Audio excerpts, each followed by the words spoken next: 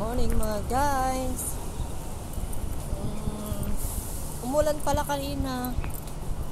Ngayon ko lang nalaman pagbaba ko. So pang-apat na day off na namin to kasi diretso yung holiday na tatlo. Tapos yung Saturday kasi napasabay na doon diretso. So last na itong holiday namin.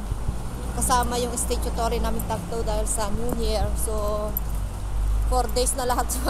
Walang katapusan, tinatamad na nga akong bumaba. Nagkaubo na ako ulit mga guys. Ewan.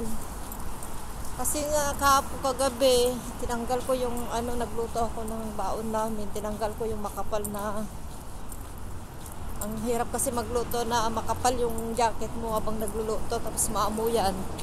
Naglaba na naman ako kasi ang dami kong damit kasi parating na yung amo ko bukas. Kaya nilaban ko na yung mga damit ko habang ako'y nagluluto tapos kumain. Hanggang naglinis na rin ako ng mga CR. So para din ako mahirapan bukas mag general cleaning kasi parating na sila ng gabi. Ewan ko lang kung parating pa yung mag-ina kasi sabi ng kasama ko wala pa daw pasok mga bata. Pero okay lang. At least palit lang naman yung bahay na lilinisin. Saglit lang yun. Nalinis ko na yung CR kagabi. So ito, sisiputin ko yung kasama ko. Nalit na kami, alas 9 na kasi tinatamad na kaming lumabas. Dahil araw-araw pa naman kami lumalabas maghapon. Tapos kahapon, maga kaming umuwi alas 4. Nag-iwanan na kami, naghiwalayan na kami ng alas 4. So, ewan ko lang mamaya kung maaga kami ulit lalabas kasi sobrang lamig kahapon. Medyo na ngayon. Nag-change weather na mga guys kasi umuulan na eh. Oy. Pwede na tumawid kasi green na siya. Oy, nag-stop. Dito muna ako sa gitna. So ito, yung makapal na hindi ko na kasi may araw na eh. Maaraw na oh. Nilaban ko to kagabi, sinampay ko sa bintana para magamit ko ngayon. Kasi nainis ako magdala ng makapal na na jacket, mabigat. Tapos walang kasing yun. But ito may siya oh, may sombrero. Wala akong payong kung uulan ulit. Ayan, pwede na. Ayan. Na-stop pa rin ako kasi ang bilis ng taxi na yan eh. Naka-green na yung namin. Pagtawid. So, dito na ako mga guys. Malapit na ako sa kaibigan ko. May message ko muna siya na dito niya ako sasalubungin. Kasi may itatapon siya. Ayan, nagtatawag na. May itatapon siyang food waste. Meron dun sa mas malapit. Para hindi siya mahirapan magbitbit hanggang sa bahay.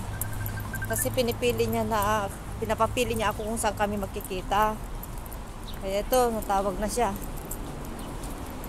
Ay, hindi ko pa napunta. Pinatay agad. So, bye-bye muna guys. Kasi magtatapon ng food waste yung kasama ko. May sarili na rin siyang apps na ganun yung magre-redeem kami. So, excited siya. Ako, mauulit ako magtapon pag nandito na yung mga amo ko pag magluluto na ako ng marami. Wala pa naman akong food waste. So, hindi ko makita. Natatawag na siya. So, patayin ko na guys. Bye-bye. Sagutin ko muna yung tawag niya. Ay, yung asawa ko pala.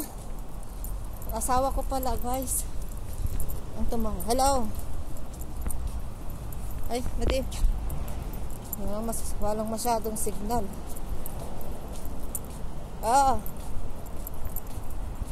Hello. Walang signal. Naka-hotspot lang kasi ako dito sa cellphone ko. So, baka mahina lang yung signal ko. Hindi siya Yan, nag-iikot-ikot siya oh. Madilim guys, kaya ganitong ginagawa ko. Para makita nyo naman. Maliwanag yung mukha ko. Madilim-dilim na Oh, bye-bye na guys. Hindi na pa ako nagbabay. Ginawa ko ng 5 minutes ng video ko. So, yan. 5 minutes na exactly.